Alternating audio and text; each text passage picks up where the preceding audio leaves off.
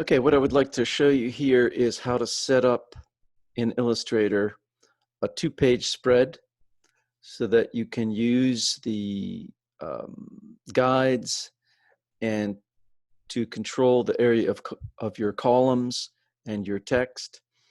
And we're going to do that in Illustrator. So what we're going to do is I would like you to start by creating a new file. And if you go to Art and Illustration, we should see an option for an 11 by 7. No, let's go to print. I'm sorry. Let's go to print, choose the tabloid. We're going to start with a tabloid. We want to make sure that our units are inches to start.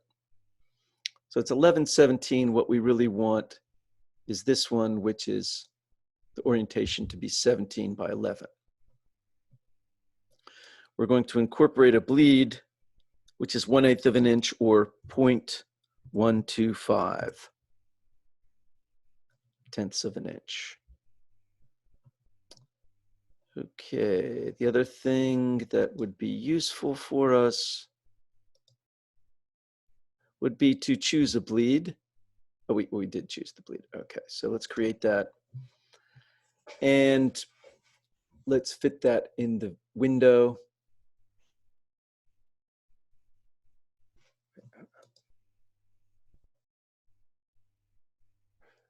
Okay, and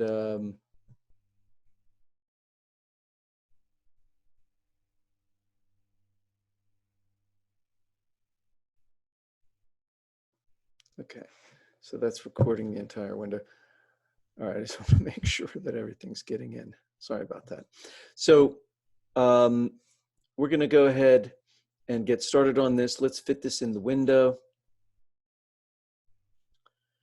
And we want to go to View, Fit Artboard in Window. That'll be a pretty good view for you. So to get started, what we want to do is divide our page in half. So we're going to use the rulers. So we would go to View, Rulers, slide down to the rulers, View, Rulers, Show the rulers. So of course the rulers allow us to make measurements based on the rulers and to place our guides from those rulers. So I want to place a line 1/2 of the way across our document to divide it into 2 pages. So to do that, we're going to go to the rulers with my cursor, click and drag a guide out at the 8.5 by 11 point. Because that splits our entire artboard into 2 pages, left-hand page, right-hand page. Okay, next we want to introduce margins to contain our text so it doesn't go off.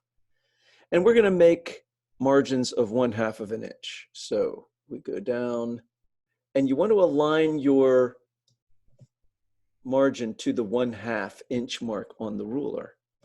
So that's our top margin. And then below, we're going to create our 1/2 inch margin at 10.5. So at the half point, 10.5. Next, we want to create our other outside margins, the outside margin on the right-hand page, and we want to align that guide with 16.5.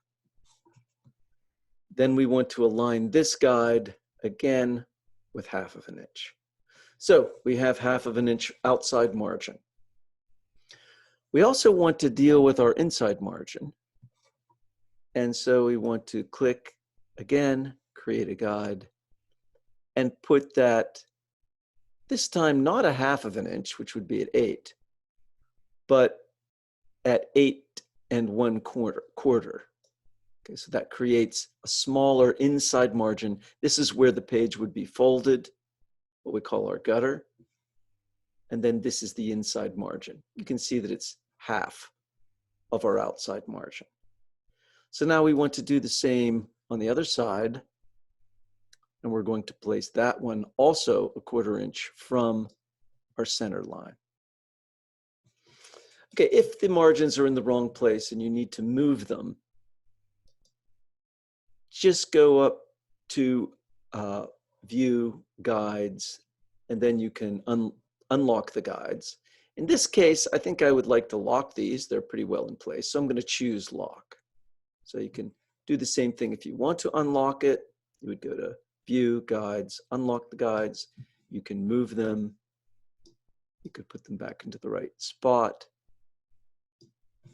And then once you get them the way that you want them, then you want to go into Guides, Lock Guides.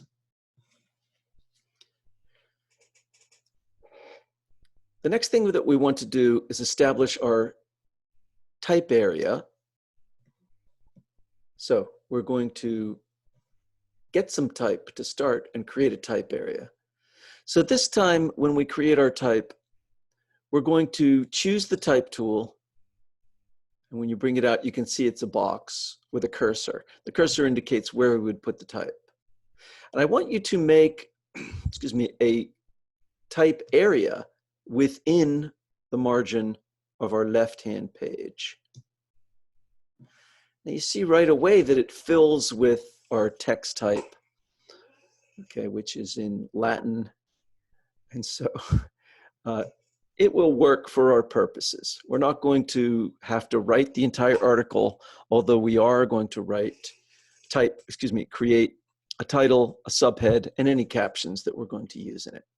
But let's just assume that this is some text type in our article. And we want to now break this type area into 3 columns. So the way that we do that is make sure that our type area is selected, go to Type, Area Type Options. Comes up with this window, and you can see that there are a number of options. We're not going to deal with rows right now. We really want to deal with columns. What we want to do is we want to create 3 columns to start. You can change that number later as you have a better idea of what you want to do with your design. So we're going to press Enter for the 3, and you can see that it breaks it up into 3 columns. Now what we're going to do is we're going to use these 3 columns to define our columns using our guides. And you'll see the reason for that later. So I'm going to click in the left-hand ruler and just grab a guide and put it into place. And I'm just going to keep doing that. Click in the guide, drag it across. Okay, so we've established 3 column areas. Now, once we have those column areas defined, we can move this text over here because we're really just using this as a place marker. Now I'm going to go ahead and put the same guides in over here.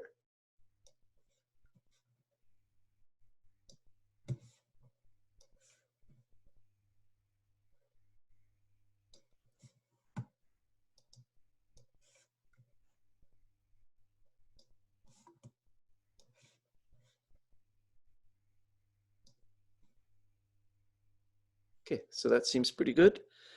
I no longer need this text area. And the reason is that if I won't go to move this text, it will reflow the text, which we'll talk about. But it will keep them all together, which might be what you want in your layout. But I would like us to have a bit more flexibility with the placement, number, and size of our columns. So I'm going to delete that. However, my basic structure is here, and I want to save that.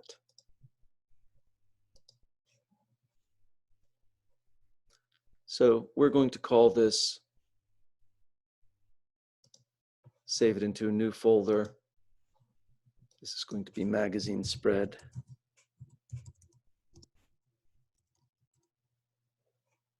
And we're going to create it. And We're going to create this one to be magazine start. And the reason we want to call it that is we can use this over and over to try some different variations in our layout before we start adding elements. So we'll save that. Okay, so there's our basic grid structure already started.